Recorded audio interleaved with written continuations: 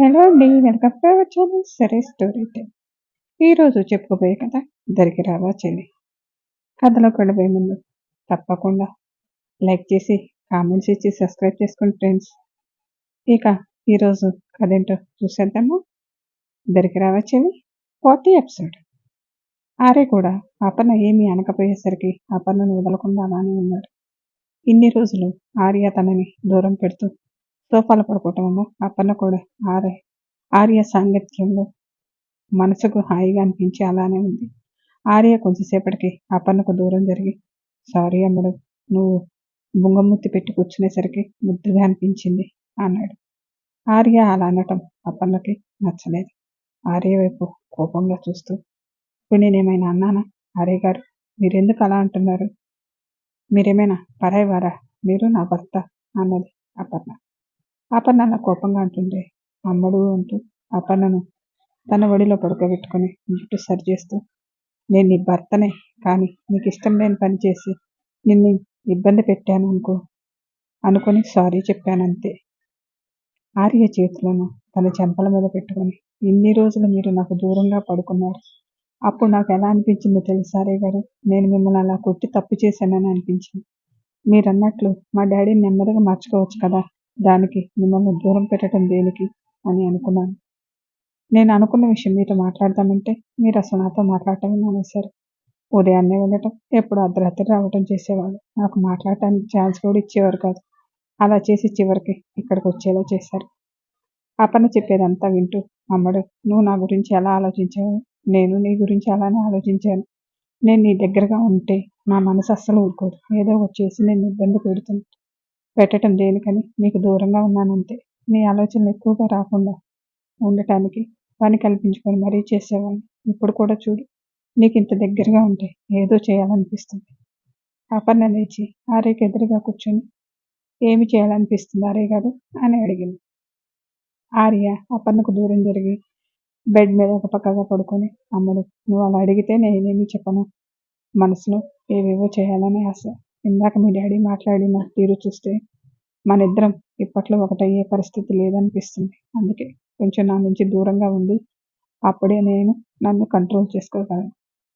ఆర్య బాధను చూసిన అపర్ణకు బాధగా అనిపించి, ఆర్య గారు, మీరు అప్పుడు అన్నట్లు మా డాడీని నెమ్మదిగా మారుద్దాము అంటూ ఆర్యకు దగ్గరగా జరిగి ఆర్య గుండెల మీద పడుకుంది. అపర్ణ అలా పడుకోగానే ఆర్యకు మనసంతా ఏదోలా అయిపోయింది. అమ్మడు, నేను బాధపడకూడదు అని తను తీసుకున్న నిర్ణయం మార్చుకుందంటే తను నాలో ఏకమవటానికి అంగీకరించినట్లే కదా అని మనసులో ఆనందంగా అనిపించి అపర్ణ చుట్టూ చేతులు వేసి, అంటే నువ్వు ఒప్పుకుంటున్నావా అని అడిగాడు. అపర్ణ ఆర్య గుండెల మీద ఉండి తలాడించింది. ఆర్య అపర్ణ తల మీద ముద్దు పెట్టి అపర్ణకు తన మీద ఉన్న ప్రేమకు మురిసిపోయి అపర్ణను తన రెండు చేతులతో తన కౌగిల్లో బంధించి, అమ్మడు, నా కోసం నువ్వు నీ నిర్ణయం మార్చుకున్నావు. నాకు అది చాలు. నీకు నా మీద ఎంత ప్రేమ ఉందో అర్థమైంది. ఈ ప్రేమ చాలు. నేను నీ కోసం ఎన్ని రోజులైనా ఎదురు చూస్తాను. నువ్వు నీ మనసులో బాధను పెట్టుకొని నా ఆనందం కోసం దగ్గర అవటం నాకు ఇష్టం లేదు. నువ్వు ఆనందంగా నాలో కలిసిపోవాలి. అలా అవ్వాలంటే మీ డాడీ త్వరగా మనల్ని అర్థం చేసుకోవాలని కోరుకుంటున్నాను. నా అమ్మడికి నా మీద చాలా ప్రేమ ఉందని తెలిసింది కదా, అదే చాలు అని అనుకొని అపర్ణను పక్కన పడుకోబెట్టి, ఇన్ని రోజులు సరిగా నిద్రలేదు కదా, ఈరోజు హాయిగా పడుకో అని అన్నాడు. మీరు నా పక్కన ఉంటే చాలు ఆర్య గారు, నాకు హాయిగా నిద్ర పడుతుంది. అయితే పడుకో అమ్ముడు అని అపర్ణను కౌగిలించుకొని ఇంకా పడుకో అన్నాడు. అపర్ణ కూడా ఆర్యని కౌగిలించుకొని ఆర్య వెచ్చని ఊపిరి మొహాన్ని తగులుతుంటే అపర్ణ మనసుకి హాయిగా అనిపించి కళ్ళు మూతలు పడ్డాయి. ఆర్య కూడా అపర్ణ కౌగిల్లో వెంటనే నిద్రలోకి వెళ్ళాడు. ఉదయాన్నే సండే అవటంతో శ్రీధర్ ఇంట్లోనే ఉన్నాడు. లేచి కూర్చొని పేపర్ చదువుతూ ఉంటే నీళ్ళు కూడా వచ్చి హాల్లో కూర్చున్నాడు. నీళ్ళని చూసి, ఏంటి నీళ్ళు త్వరగా లేచా అని అడిగాడు. నాకు రోజు ఇదే టైంకి లేవటం అలవాటు మావయ్య అన్నాడు నీళ్ళు. లక్ష్మి ఇద్దరికి కాఫీ ఇచ్చి, అంజు లేచిందా అని అడిగాడు.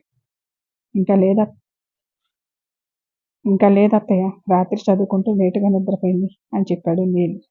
అంజు నీతో టైం స్పెండ్ చేయకుండా చదువుకుంటూ నేను ఇబ్బంది పెడుతుంది అనుకుంటాను అని అన్నాడు శ్రీధర్. అలా ఏం లేదు మావయ్య, అంజు చదువు ముఖ్యం కదా, ఎగ్జామ్స్ అయిన తర్వాత ఎటు మేము ఫ్రీగానే ఉంటుంది, అప్పుడు కావాల్సినంత టైం ఉంటుందిలే మాట్లాడుకోవటానికి అన్నాడు నీళ్ళు. నీలాంటి వాళ్ళు ఎక్కడో ఉంటారు మీరు. అదే ఇంకొకరైతే మీ అమ్మాయి అసలు నాతో సరిగా ఉండటం లేదని కంప్లైంట్ కూడా ఇచ్చేవారు. నీలా అర్థం చేసుకునే అల్లుడు దొరకడం చాలా అదృష్టం అని అన్నాడు. శ్రీధర్ అలా పొగుడుతుంటే నీలేదో పర్వతం ఎక్కినంత ఆనందంగా అనిపించింది. లక్ష్మి కిచెన్లో ఉంది.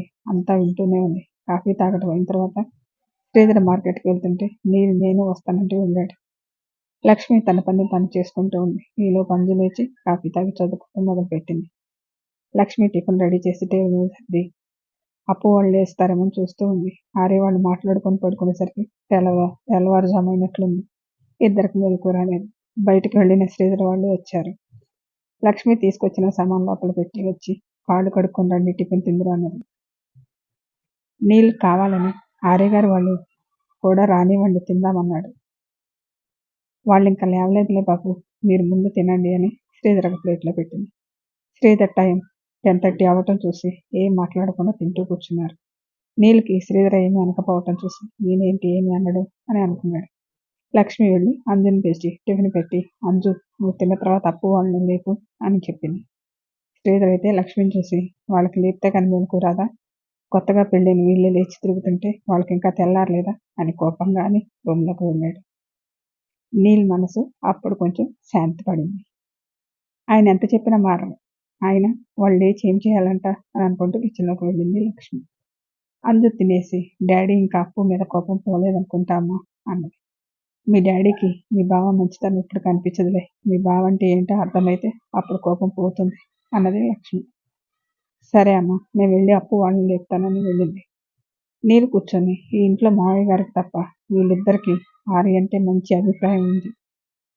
అలా మావయ్య కూడా మారితే ఆయన గారిని అందరు నెత్తిన పెట్టుకొని చూస్తారు. మావయ్యని మారకుండా చూసుకోవాలని మనసులో అనుకున్నాడు నీరు. అంజు వెళ్ళి అప్పు రూమ్ డోర్ కొట్టింది. అంజు అలా కొట్టగానే అప్పన్నకు మెలకు వచ్చి కళ్ళు తెరిచింది. చాలా రోజుల తర్వాత ప్రశాంతంగా నిద్రపోయేసరికి మనసుకి హాయిగా అనిపించి తన మీద ఉన్న ఆర్య చేతిని ఆర్యకి మెలకు రాకుండా తీసి పక్కన పెట్టి లేచి డోర్ తీసింది. బావ రాత్రంతా నిద్రపోని లేదా ఏంటప్పు, తెల్లవారు ఇంతసేపైనా ఇంకా లేవలేదు అని అన్నది అంజు. అప్పన్న ఆవలిస్తూ తెల్లవారు ఎంతసేపు అయింది ఏంటి అని అడిగింది. ఎంతసేపు ఏంటి, ఇంకొంచెంసేపు అయితే లంచ్ టైం కూడా అవుతుంది అని అన్నది అంజు. ఏంటి అంత టైం అయిందా, నాకు అసలు మెలకు రాలేదే. బావ పక్కనుంటే ఎలా వస్తుంది, వెళ్ళి ఫ్రెష్ అయ్యరా, అసలే మీరు ఇంకా లేవలేదని డాడీ రసరసలాడుతూ ఉన్నారు అని చెప్పింది అంజు. అవునా అంటూ ఒక 5 నిమిషాలు రెడీ అయ్యి వస్తానని డోర్ వేసి టవల్ తీసుకొని వాష్రూమ్కి వెళ్తూ తెల్లవారింది కూడా తెలియకుండా ఇంత మొద్దు నిద్ర ఎలా పట్టేసింది అని అనుకుంటూ లోపలికి వెళ్ళింది. అపర్ణ స్నానం చేసి వాష్రూమ్ నుంచి బయటకు వచ్చేసరికి ఆ సౌండ్కి ఆర్యకి మెలకు వచ్చి కళ్ళు తెరిచేసరికి అపర్ణ ఆర్యకి ఎదురుగా తల స్నానం చేసి తలకు టవల్ చుట్టుకొని పెట్టికోట్ జాకెట్ మీద ఉన్న అపర్ణ కనిపించింది. అపర్ణను అలా చూడగానే ఆర్య మనసులో చిలిపి కోరికలు మొదలయ్యాయి. అపర్ణ ఆర్య లేవటం చూడలేదు. బెడ్ మీద ఆర్య పక్కన పెట్టిన చీర తీసుకోబోయేసరికి ఆర్య చేయి పట్టుకొని తన మీదకు లాక్కున్నాడు.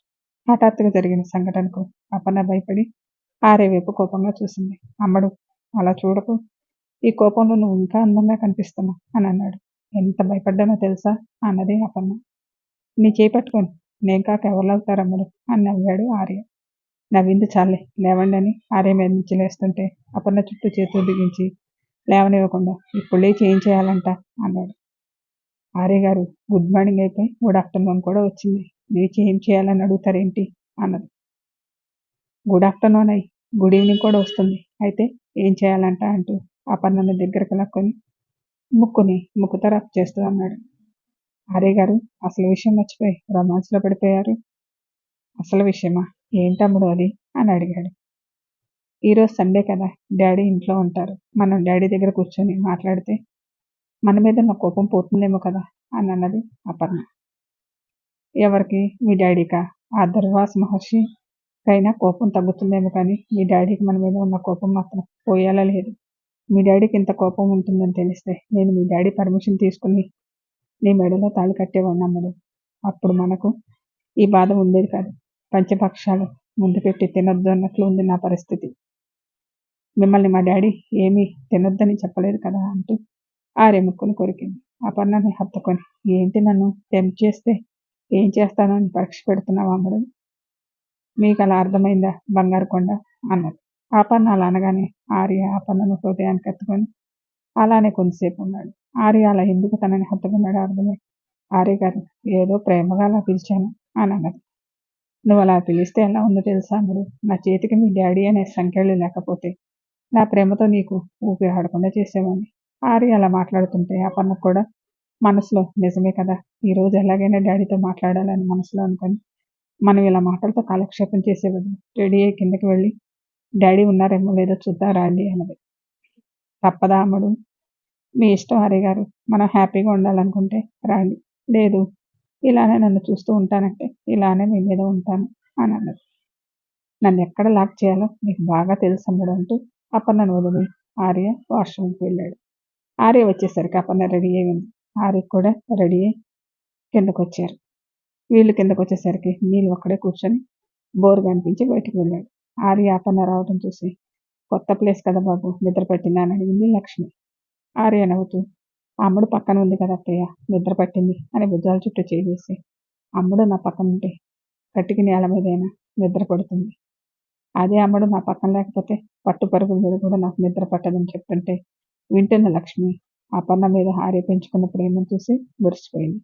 ఆర్య అలా చెప్తుంటే శ్రీధర్ వచ్చారు. ఆర్య చెప్పిందంతా విన్న శ్రీధర్కి ఆర్యకి అపర్ణ మీద ఎంత ప్రేమ ఉందో మనసుకి అర్థమైంది. కానీ అపర్ణ వెళ్ళినప్పుడు జనాలన్న మాటలు చెవుల్లో అప్పుడప్పుడు మారుమోగుతూ ఉండటం వల్ల అపర్ణ మీద ఆర్యకి ఎంత ప్రేమ ఉందో కళ్ళ ముందు కనిపించినా కూడా దాన్ని ఒప్పుకోలేకపోయాడు. రాత్రి లక్ష్మి చెప్పినంత మైండ్లో గుర్తుపెట్టుకున్నాడు. అలా సరదాగా మాట్లాడుతూ వెనక చూసేసరికి శ్రీధర్ చూడటం గమనించి మావయ్య టిఫిన్ చేశారా అని అడిగాడు. తిన్నాను, మీరు తినని చెప్పి శ్రీధర్ చెప్పటం నీళ్ళు ఇంట్లోకి రావటం ఒకేసారి జరిగాయి. శ్రీధర్ అన్న మాటలు నీళ్ళు చెవిలో పడి ఒక్కసారిగా కోపం తన్నుకొచ్చింది. శ్రీధర్ అలా పాజిటివ్గా రెస్పాండ్ అయ్యేసరికి అక్కడ ఉన్న అందరికీ ఆశ్చర్యం వేసి అలాగే సంతోషం కలిగింది. సరే మావయ్య అని అపర్ణ ఆర్య టిఫిన్ చేస్తూ ఉన్నారు. నీళ్ళు వచ్చి శ్రీధర్ పక్కన కూర్చున్నాడు. నీళ్ళు చూసి బయటికి వెళ్ళొస్తున్నావు నీళ్ళు అని అడిగాడు. అవును మావయ్య, అంజు చదువుకుంటుంది కదా, బోరుగా అనిపించి అలా బయటికి వెళ్ళి వచ్చాను అని అన్నాడు. నీళ్ళు మాట్లాడి కూడా వింటూ ఉన్నాడు. ఎగ్జామ్స్ దగ్గరకు వచ్చాయి కదా, అందుకే చదువుకుంటుంది. అసలు అంజు ఇప్పుడే పెళ్ళి వద్దు, చదువు అయిన తర్వాత చేసుకుంటానన్న మంచి సంబంధమని నా బలవంతం మీద పెళ్ళికి ఒప్పుకుంది నీళ్ళు అని చెప్పాడు. అంజు ఎందుకు అలా ఇష్టం లేకుండా ఉందో నీళ్ళకి అర్థమైంది.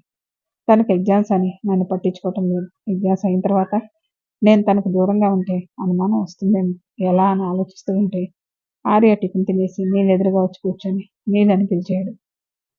ఆర్య తన ఎదురుగా వచ్చి కూర్చోవటం చూసిన నీళ్ళు గబుక్కున బాసని గుర్తుకు వచ్చి లేవబోయాడు. ఇది ఆఫీస్ కాదు నీళ్ళు, కూర్చో అన్నాడు. అవును, ఇది ఇల్లు, తను అల్లుడే, నేను అల్లుడినే కదా, నేను ఎందుకు లేవబోయాను, చా నాకు అప్పుడప్పుడు మైండ్ పనిచేయదనుకుంటా అని అనుకున్నాడు. అపర్ణ వచ్చి ఆర్య పక్కన కూర్చుంది. శ్రీధర్ నీళ్ళు పక్కన ఉండటం వల్ల ఆర్య అపర్ణకు ఎదురుగా ఉన్నారు. లక్ష్మి అలా అందరు కూర్చొని ఉండటం చూసి వీళ్ళు మాట్లాడుకుంటుంటే బాగుండు అని అనుకుంటూ డైనింగ్ టేబుల్ దగ్గర ఉంటే చూస్తూ ఉంది. శ్రీధర్ ఆర్యను సరిగా చూడటం ఇప్పుడే, ఎప్పుడు కోపంతో ఆర్య మొహం కూడా చూసేవాడు కాదు. ఎదురుగా కూర్చొని ఉన్న ఆర్యను చూస్తూ ఇతను చూస్తే 6 అడుగులు ఎత్తున్నట్లున్నాడు. వైట్ కలర్, ఎలాంటి భయం అనేది లేకుండా సూటిగా చూసే చూపు, ఉన్నది అన్న పొగరు అనేది కనిపించడం లేదు అని మనసులో అనుకుంటూ లక్ష్మి చెప్పినట్లు నేనైతే ఇలాంటి అతన్ని అప్పుకి తీసుకురావటం నా వల్ల ఏది కాదు. అంతా బాగానే ఉన్నా నాకు వాళ్ళు చేసిన పని మాత్రం నచ్చలేదు. ఇతను ప్రేమించినప్పుడు నేను ఇలా మీ అమ్మాయిని ఇష్టపడ్డానని అడిగినట్లయితే ఏమి ఆలోచించకుండా వీళ్ళ పెళ్ళికి ఒప్పుకునేవాడిని. కానీ చెప్పకుండా పెళ్లి చేసుకోవటం మాత్రం నాకు నచ్చలేదని ఆర్యను చూస్తూ మనసులో అనుకున్నాడు. నీల్ శ్రీధర్ ఆర్యను చూడటం చూసి ఈయనేంటి ఈ ఆర్యను అలా చూస్తూ ఉన్నాడు, కూతురికి అంత అందమైన మొగుడు వచ్చాడని మనసులో ఆనందపడుతూ ఉన్నాడేమో అని కోపంగా అనుకున్నాడు. మావయ్య, మీరు ఇంతకు ముందు ఎక్కడ ఉండేవాళ్ళు అని కావాలని అడిగాడు. నీళ్ళు అలా అడగగానే చుట్టుపక్కల వాళ్ళు అన్న మాటలు గుర్తుకు వచ్చి కోపం వచ్చి ఇక్కడ దగ్గరలోనే అని చెప్పాడు. అప్పనకైతే నీళ్ళు కావాలని అడిగాడని అర్థమైంది. ఆర్య వెంటనే మావయ్య, మనం ఒకసారి మీరున్న దగ్గరికి వెళ్ళి వద్దామా అని అడిగాడు. శ్రీధర్ కోపంగా ఎందుకు అని అడిగాడు.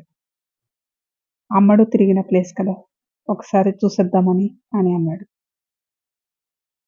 ఏముంది చూసేది, అదేమి పెద్ద కాలనీ ఏమీ కాదు, ఇక్కడలా ఉండదు, చిన్న చిన్న సందులు ఉంటాయి, కారులో వెళ్ళలేం అని అన్నాడు.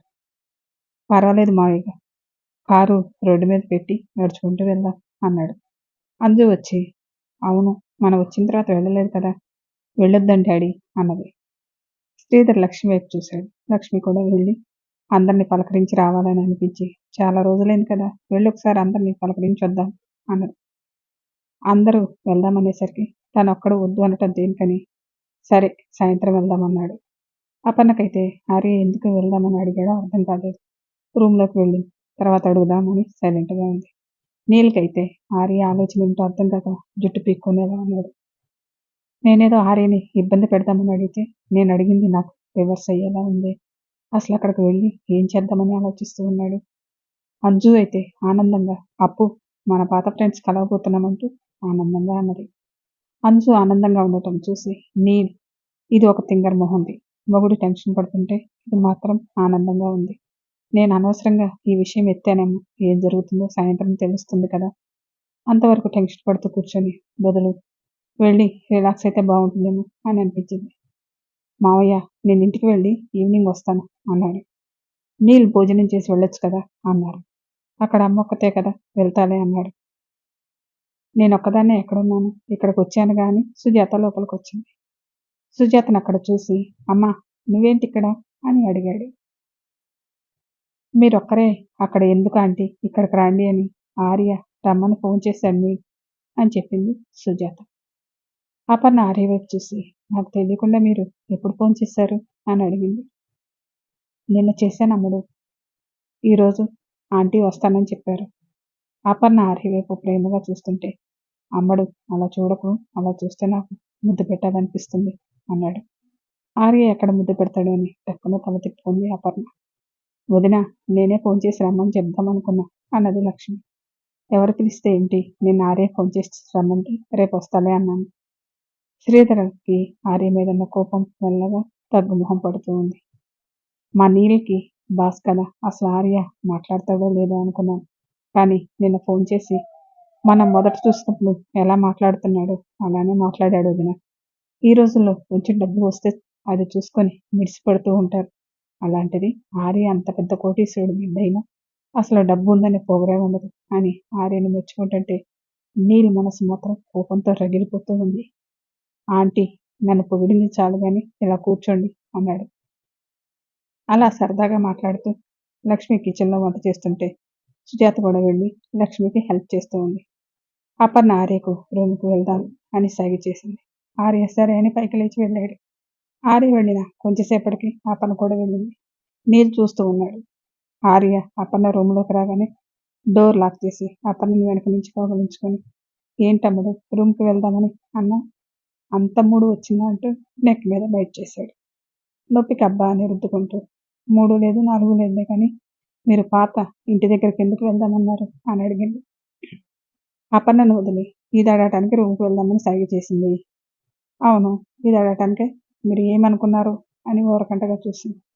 ఆర్య అలిగి బెడ్ మీద కూర్చొని, నేను ఇంకేదో ఊహించుకొని వచ్చాను. ఇంకేదో అంటే ఏం ఊహించుకున్నారేంటి అని ఆర్య పక్కన కూర్చుంది. ఇప్పుడు చెప్పినా వేస్ట్లే అమ్మడు అన్నాడు.